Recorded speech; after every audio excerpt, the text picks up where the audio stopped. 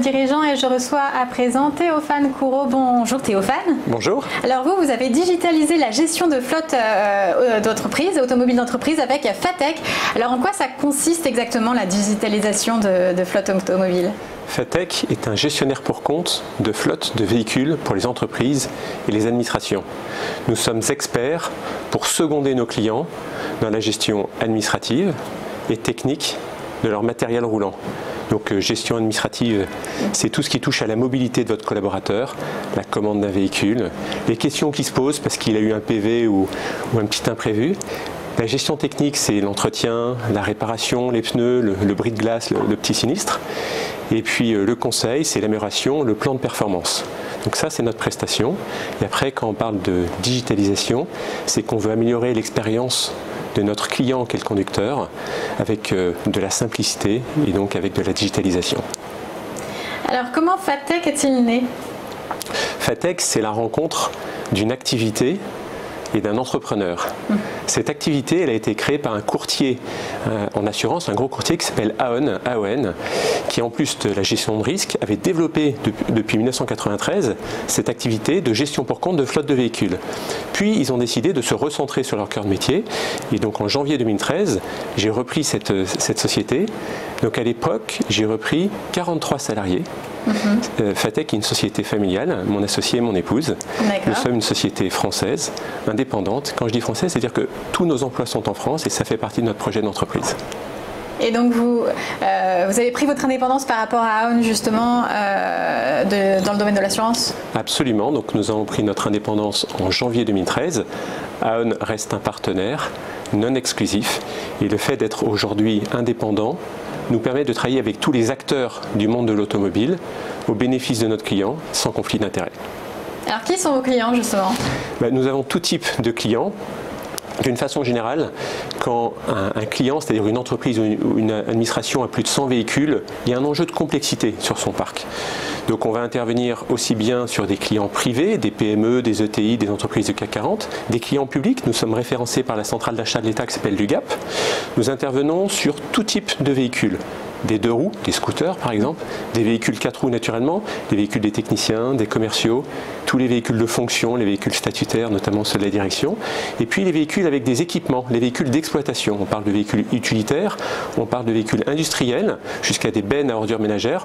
Nous intervenons également sur des engins, des chariots. Et après, en termes de secteur d'activité, on est très représentatif. Nos clients sont dans le transport, dans l'énergie, la pharmacie, le conseil, le luxe.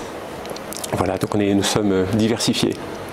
Et alors, quelles sont vos forces pour gérer justement ces flottes ?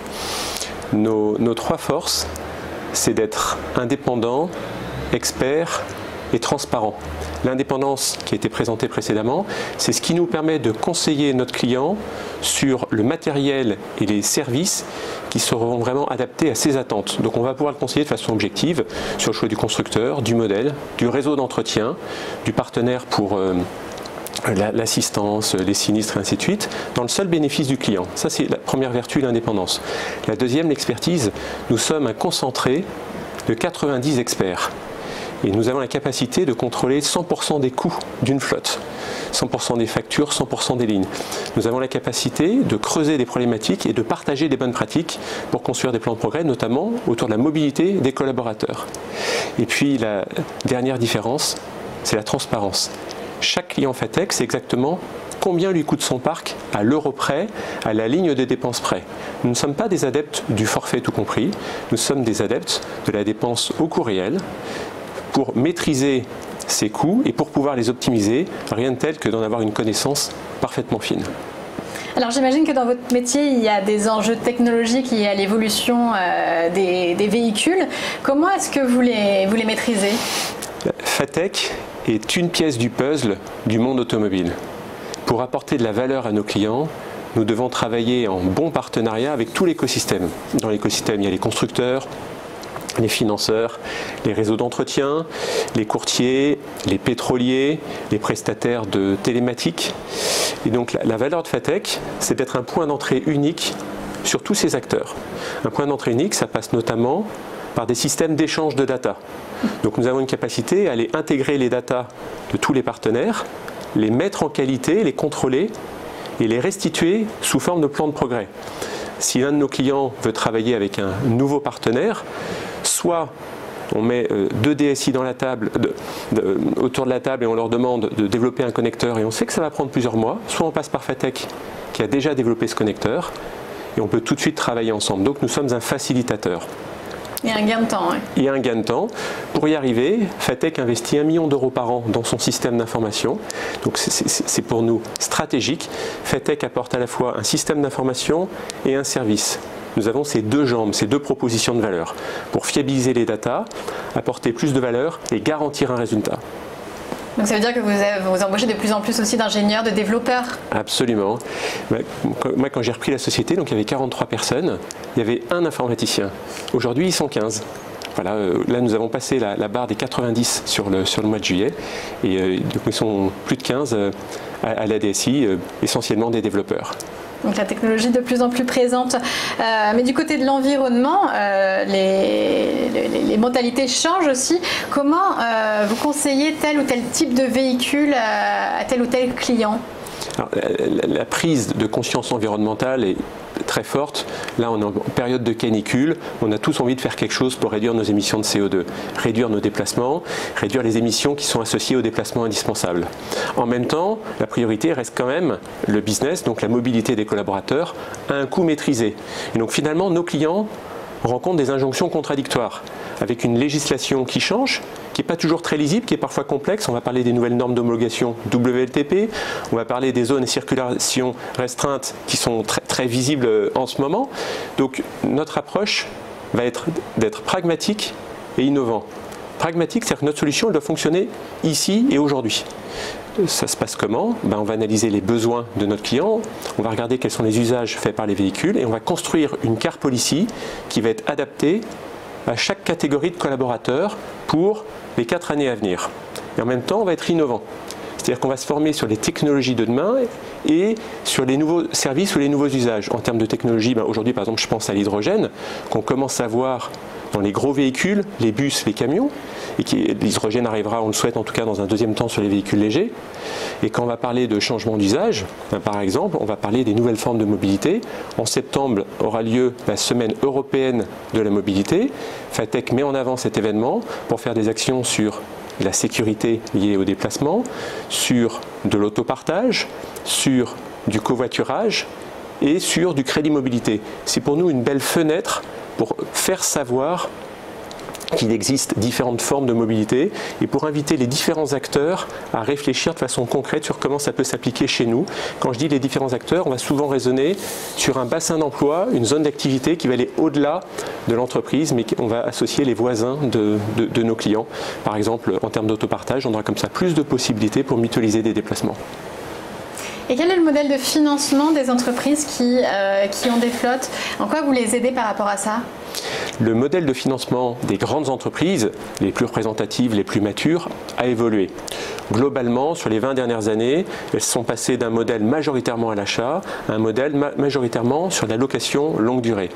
Et en même temps, ces entreprises les plus matures se sont rendues compte que la LLD n'était pas forcément la solution la mieux adaptée à tous leurs besoins. Et aujourd'hui, elles sont dans une phase où, à partir de l'analyse de leurs besoins, elles vont mettre en place le mode de financement le mieux adapté.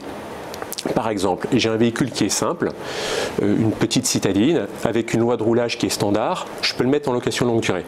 En revanche, si je sais que j'ai beaucoup de frais de remise en état, c'est les frais de carrosserie qu'on me fait payer à la restitution. Si j'ai beaucoup d'équipements sur mon véhicule, parce que c'est un véhicule spécifique, si j'ai un véhicule avec une loi de roulage atypique, il roule très peu, donc je vais le garder longtemps, 7 ans, il roule beaucoup, donc je vais le garder pas longtemps. À ce moment-là, je sors du standard et il y a d'autres modes de financement qui peuvent être plus compétitifs pour moi. Soit de l'achat, soit du crédit bail. À côté de l'achat, bien sûr, on va sécuriser le risque sur la revente du véhicule d'occasion en s'associant aux constructeurs ou aux concessionnaires pour garantir une valeur résiduelle, c'est-à-dire une valeur d'occasion le jour où je revendrai mon véhicule. Et donc, en étant indépendant, nous ne sommes pas liés à un mode de financement et on va pouvoir conseiller notre client en disant pour telle catégorie de véhicule, la LLD sera adaptée, pour telle catégorie, on vous conseille l'achat avec une sécurité sur la valeur résiduelle, et pour telle autre solution, plutôt du crédit bail. Et ça permet d'avoir des solutions spécifiques. Et en fait, c'est complètement encouragé par l'évolution des normes comptables. La nouvelle norme qui s'appelle IFRS 16 et qui concerne les entreprises consolidées fait que, quel que soit votre modèle de financement, votre véhicule figure au bilan, à l'actif et au passif de la même façon. Ça veut dire que le modèle de financement, il doit être choisi en fonction de la performance économique et non plus en fonction de l'image qu'on veut renvoyer de son bilan, en fonction du window dressing. Voilà, donc on est sur un bon alignement pour diversifier son mode de financement, être plus précis. Et Fatech, étant à nouveau expert et indépendant, peut accompagner ses clients. Et Fatech à l'international, est-ce que vous allez travailler à l'international? Est-ce que vous avez des envies de développement? Alors, nos clients aujourd'hui sont en France. Ils ont également des véhicules dans les autres pays d'Europe. Et ce qu'ils nous partagent, c'est qu'ils aimeraient que Fatech puisse les accompagner dans les autres pays européens de la même façon que nous les accompagnons en France. Donc nous travaillons sur cette ambition depuis quelques temps. Aujourd'hui, il n'existe pas encore de marché global de la gestion de flotte en Europe. Pourquoi? Par exemple, un véhicule, selon le pays où vous allez le commander, vous aurez une finition ou des équipements qui seront différents. Les grands acteurs, les loueurs, les réseaux d'entretien, les pétroliers, les assureurs ou les courtiers, ils sont présents dans plusieurs pays, mais avec des filiales, avec des systèmes d'information qui sont différents, avec des process ou des prestations de services qui sont différents. Donc aujourd'hui, il n'existe pas encore d'offres qui soient réellement globalisées. Donc la valeur ajoutée de Fatech consiste à proposer à nos clients, d'une part, une vision globale sur leur parc européen. On connaît les coûts, on peut maîtriser les dépenses, on peut homogénéiser ce que l'on souhaite homogénéiser, et en même temps, une déclinaison locale selon les spécificités par pays, les spécificités fiscales, les spécificités liées à la présence d'acteurs, parce que je n'aurai pas les mêmes acteurs dans tous ces pays. Donc voilà notre proposition de valeur. Comment est-ce que nous la déclinons? En priorité pour nos clients français qui nous connaissent et que nous privilégions. Notre feuille de route consiste à ouvrir 10 à 12 pays dans les 24 mois. Et donc nous commençons en 2019 avec des premiers véhicules qui vont être gérés dans d'autres pays européens. C'est ambitieux. Et alors, quelle est votre plus grande fierté? Dernière question au sein de Fatech. En tant qu'entrepreneur, ma plus belle fierté, c'est de créer des emplois. Quand j'ai repris Fatech, qui s'appelait Aon Fleet Management, donc j'ai repris une équipe de 43 personnes. Une belle équipe. Et aujourd'hui, cette équipe a doublé, nous avons passé la barre des 90. Demain, c'est-à-dire en 2020, nous serons 125. Et là, nous avons construit un plan pour monter à 200. Donc d'ici 3 à 5 ans, nous serons à 200. Et moi, je trouve ça merveilleux, dans notre pays, de pouvoir créer des emplois et d'avoir des salariés qui sont heureux. Et en fait, c'est grâce à eux que l'entreprise se développe. Merci beaucoup Théophane Couraud. Je rappelle que vous êtes dirigeant de Fatech.